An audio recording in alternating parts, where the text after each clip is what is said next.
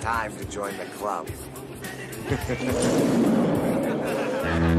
Yep, today we're exploring the classic vampire movie, The Lost Boys. So it's time to get out the saxophone and oil yourself up while singing about how much you still believe. Now, we all know the story of The Lost Boys, where a divorced mother and her two sons move to the murder capital Santa Carla, where eldest son Michael finds himself involved with a gang of misfit vampires led by David, where Michael himself starts to become a vampire. Meanwhile, his younger brother Sam wants to save his brother, where he teams up with self-proclaimed vampire hunters / comic book store guys, the Frog Brothers, in order to track down the head vampire. All while their mother Lucy starts dating her boss Max, who may not be all that he claims to be. Yep, this is a classic and we all know it and love it. But what about the movie The Lost Boys could have been? What would this movie have been like if it was more like a fun kids movie, like The Goonies? What's with the many deleted subplots, like Michael getting a job picking up rubbish on the beach? And who or what is the character Maria, a mysterious character who was all but deleted in the final film? Oh hey! So today we are going back to 1987 to check out The Lost Boys. Be that the version that you've never seen, so you can all be well informed and no one can accuse you from coming from Krypton. So, let's check it out. Now.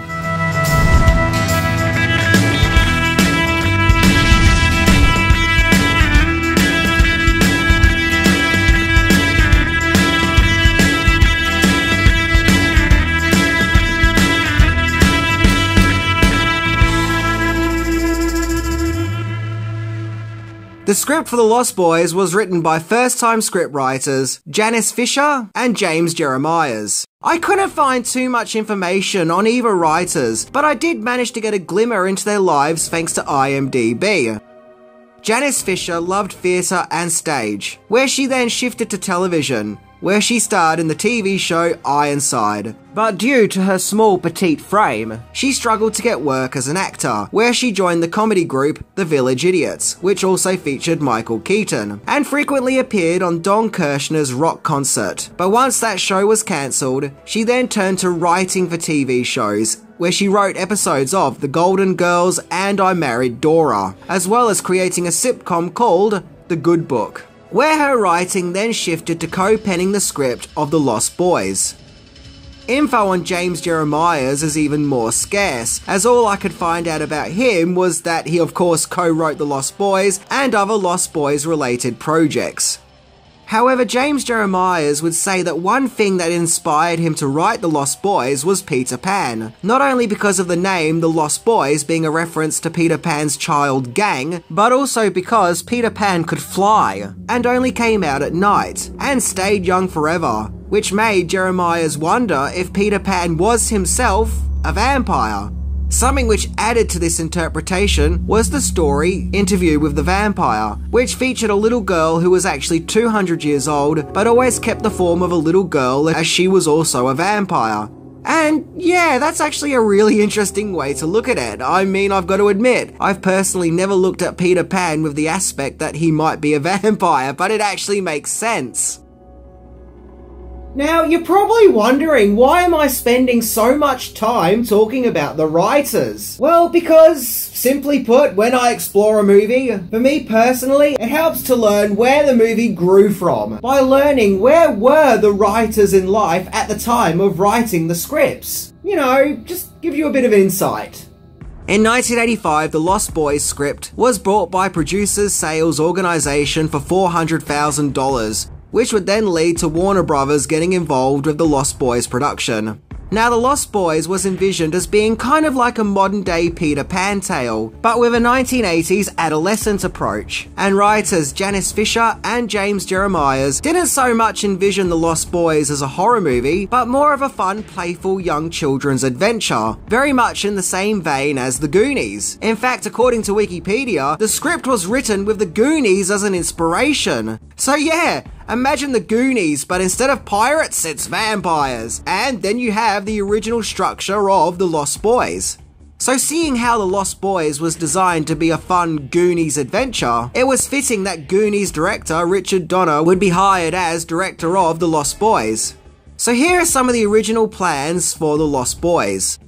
Unlike the final movie, which mainly focuses on characters who are in their late teens to being young adults, originally the characters were 13 years old, once again just like the Goonies, with the Frog Brothers being described as chubby Boy Scouts. And before the character Star took on the form of a 20-something-year-old Jamie Gertz, that character was also a young boy. So, with The Lost Boys set to be the Goonies, the vampire version, what happened? What exactly caused it to get this tonal shift? Well, 2 words. Joel Schumacher. Not to be confused with the other 2 words, bat nipples. Okay, technically those 2 words probably should be Lethal Weapon, as Richard Donner left directing duties of The Lost Boys to direct the kick-ass action movie instead, with Donner's involvement with The Lost Boys now being reduced to executive producer. But hey, at least he gave The Lost Boys a shout out in Lethal Weapon, where we see it showing at a movie theatre in that movie. So Joel Schumacher was brought in as a replacement director, who had previously worked on the very successful coming-of-age drama St. Elmo's Fire, and it was Schumacher who wanted to make changes. He wanted the movie to be sexier, with a focus shifting from kids to young adults, and instead of going for a fun, adventurous approach, to go more in the direction of a horror movie. So in other words, The Lost Boys was now less Goonies and more A Nightmare on Elm Street, with less sloth and more Jim Morrison. So scriptwriter Jeffrey Boehm was brought in to rewrite this darker version of The Lost Boys.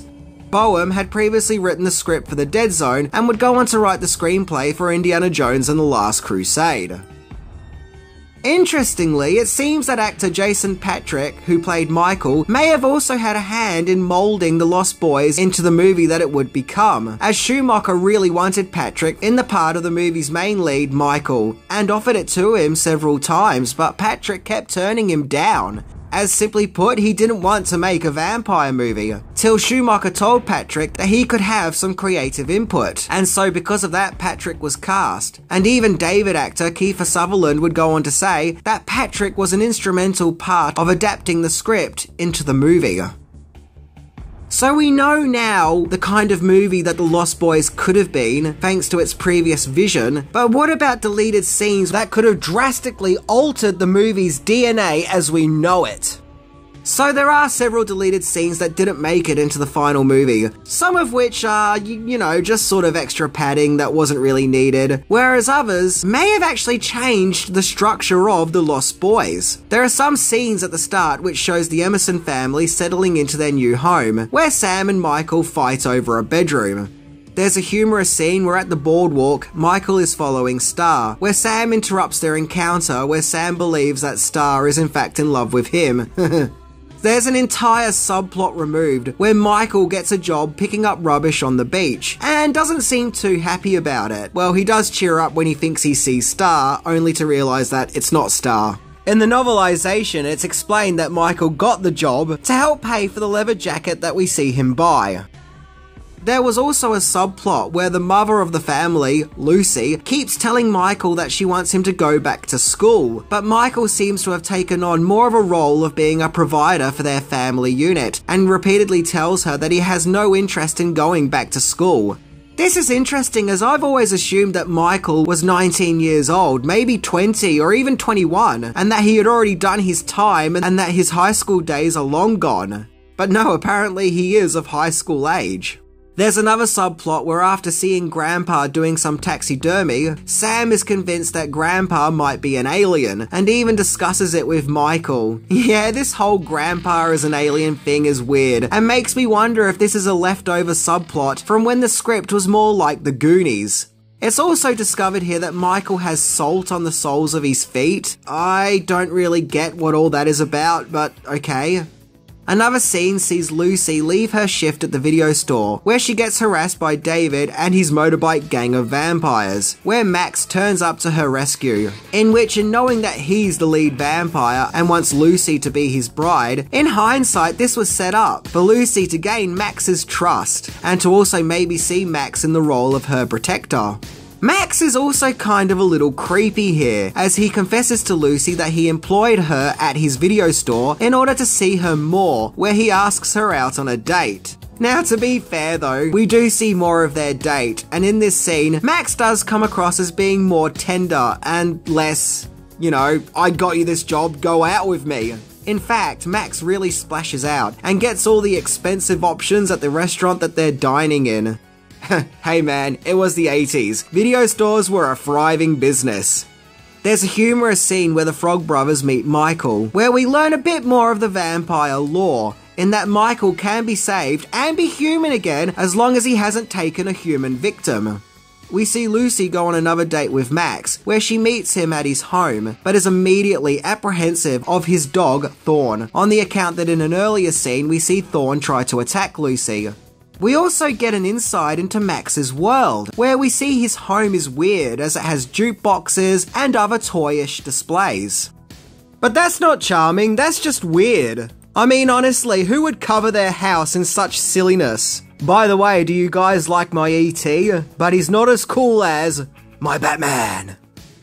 Whereas at one stage, the Lost Boys may have been a little too lighthearted, well at one point it may have gone in the opposite direction and may have been a bit too violent and gruesome. As in an interview with Yahoo Entertainment, David star Kiefer Sutherland spoke of a deleted scene, which was just insanely gross and violent, where David attacks a bald man on a beach and bites off the back of his head, where he continues to munch away, with a shot of David looking happy, like a kid eating cake. Sutherland explains that he couldn't believe just how violent that scene was, but he was really excited about it and that it was in fact his favourite scene. But ultimately, it pretty much got deleted. Sutherland said he doesn't know what happened to the scene, but I think small glimpses of that scene are shown briefly in the scene where the vampires attack people on the beach, where in one blink and you miss it shot, you actually see David bite the back of a bald guy's head. And I'm just glad that it's not this bald guy.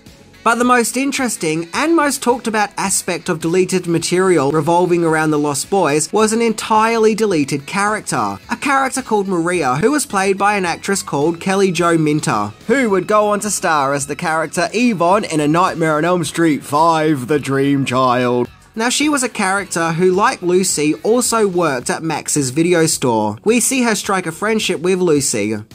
She does feature in a blink and you'll miss it moment in the final film when the vampire gang enter the store, where some of the gang members seem to flirt with her, particularly Marco, played by Alex Winter. And all this happens shortly before Max tells the gang to leave the store. In another deleted scene, we see her working at the video store with Lucy, where she reveals that Max is never around during the day because he's too busy opening up another video store in another location. But given that he's a vampire, the real reason is that he's probably sleeping in a coffin.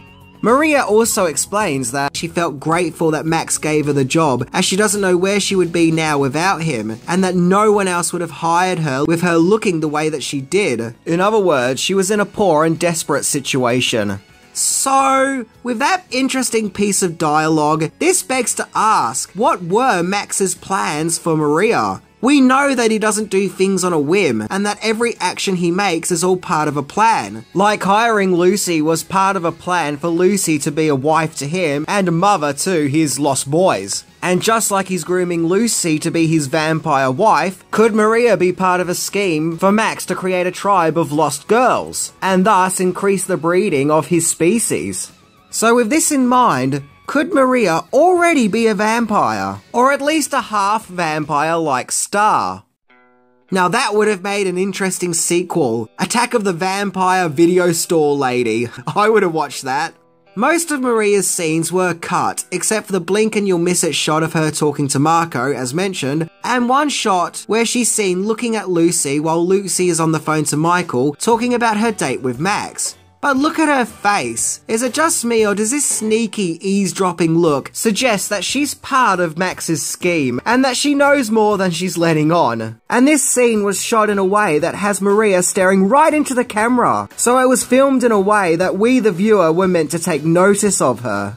In fact, the Horrorland website goes even further, where it explains there was an unfilmed sequence which was to take place at the very end, where Maria and other teens crawl into the caves where David and the other vampires slept. Where in the cave, a big mural is revealed of Santa Carla Pier in the year 1900, which depicts a man on the pier wearing a straw hat while talking to young men, who of course turns out to be none other than Max, and the young men in the painting who he was talking to was probably the Lost Boys, or at least previous Lost Boys.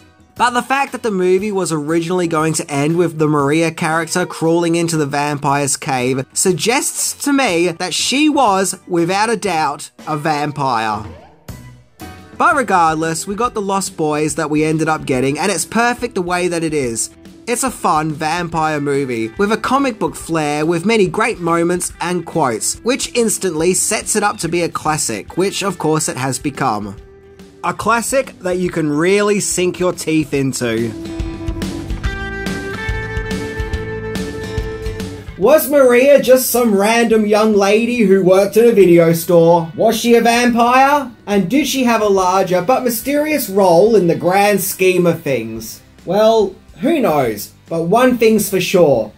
I really do miss video stores. But regardless, the Lost Boys rocks. See ya!